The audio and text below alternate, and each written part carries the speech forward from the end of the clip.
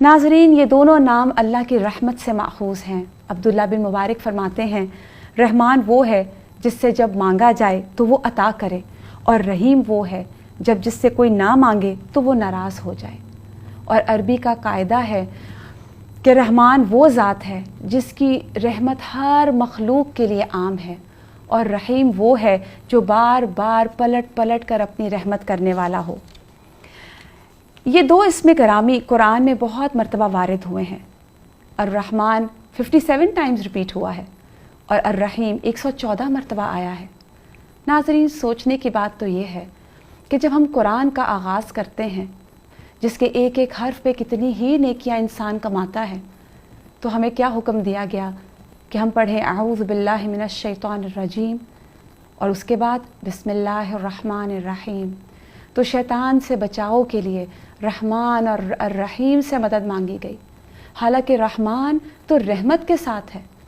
تو سوچنے کی بات کیا ہے کہ ایسی مخلوق جو اللہ سبحانہ تعالیٰ کی ریجیکٹڈ ہے، اس سے بچاؤ کے لیے بھی اللہ کی رحمت چاہیے۔ اگر اللہ کی رحمت نہیں ہے تو ہم اس سے بچ نہیں پائیں گے۔ میں اب چاہوں گی کہ سعدیہ اس پر کچھ بات کریں کہ اللہ کی رحمت کے بارے میں یہ کیا کہنا چاہیں گی؟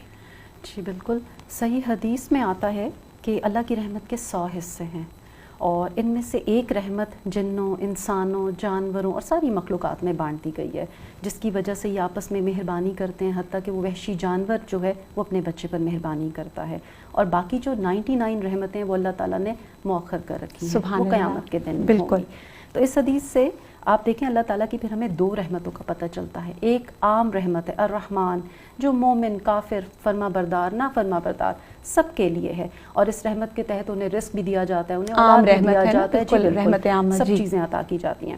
اگر ہم رحمت خاص کا ذکر کریں تو وہ اللہ کے الرحیم ہونے کے ساتھ ہے۔ الرحیم فعیل کے وزن پہ ہے نا، وہ 3 چیزیں اس میں آتی ہیں، بار بار ہونا، کثرت سے ہونا، مسلسل ہونا۔ بالکل بالکل۔ تو آپ یہ دیکھیں کہ قیامت کے دن فرما برداروں کو جب ان پہ رحمت کی جائے گی تو وہ بھی شخص اس میں ہوں گے، وہ بھی لوگ بلکہ اس میں ہوں گے کہ جن کے دل میں ذرہ برابر ہوگا نا ایمان، ان کو بھی اس رحمت کے ذریعے جہنم سے نکال دیا جائے گا، بالکل، اور وہ پھر رحمان کے آزاد کردہ کہلائے جائیں گے، بالکل۔ اور یہی وہ رحمت ہے جو عرش کے اوپر لکھی ہوئی ہے، میری رحمت میرے غضب کے آگے، لیکن یہ خاص ایمان والوں کے ساتھ۔ بارک اللہ۔ سعدیہ، میں یہی سوچ رہی تھی کہ خاص ایمان والوں کی جیسے آپ نے بات کی، تو اللہ سبحانہ تعالیٰ نے اپنا تعارف الرحمن الرحیم سے کروایا، اور نماز میں جیسے ہم بارہا الفاتحہ پڑھتے ہیں، بسم اللہ پڑھتے ہیں، تو وہاں بھی اللہ کی رحمت۔ اور پھر جب اتنی اللہ کی رحمت وسیع ہے جیسا آپ نے بتایا، اور ہم اس کو دیکھتے بھی ہیں، جیسے قرآن میں بھی اللہ فرماتے ہیں کتب علی نفسہ الرحمہ، اس نے اپنی ذات پہ رحمت کو لکھ لیا ہے۔ تو اس سے ہمیں ایک اور چیز سمجھ آتی ہے کہ پھر انسان مایوس نہیں ہو سکتا۔ مایوسی تو پھر ویسے ہے نا، دیکھیے مایوسی کو اگر ہم دیکھیں تو وہ کیسے ہے، ہم جب کسی سے مایوس ہوتے ہیں تو ہم کیا جملہ بولتے ہیں کہ تم نے مجھے بہت مایوس کیا۔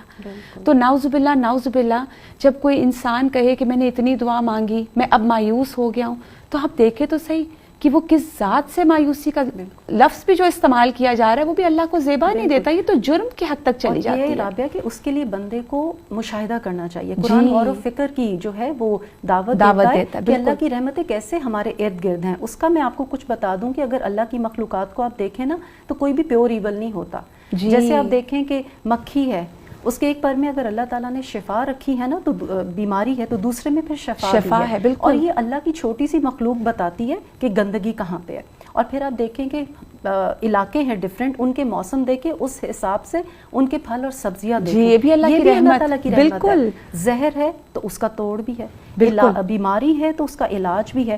پھر اللہ تعالیٰ نے ہر چیز جوڑوں میں بنائی، یہ کوئی مکینیکل سسٹم نہیں ہے، کوئی مکینیکل وے میں نہیں ہوتا، ان کے اندر محبت اور سکون بھی رکھ دیا۔ اور یہ اللہ تعالیٰ کی بھی رحمت ہے کہ اللہ نے ہر انسان کو اس کی جو ضرورت ہے اس کے مطابق عطا کیا۔ اور رابعہ سوچنے کی بات ہے کہ میں اور آپ اگر بیج لے کے آئیں، پھر اس کو کاشت کریں، بوئیں، کاشت کریں، فصل بنائیں، اور پھر اس کے بعد ابھی صرف ایک آٹا تیار ہوگا، اور اس کے بعد اور جو اتنی چیزیں، تو ہم تو کام کر کر کے تھک جاتے ہیں۔ اور پھر آپ دیکھیے کہ اس کی رحمت کو اگر ہم سوچیں تو اللہ سبحانہ تعالیٰ نے بلوغت سے پہلے کسی کی جواب دہی نہیں رکھی.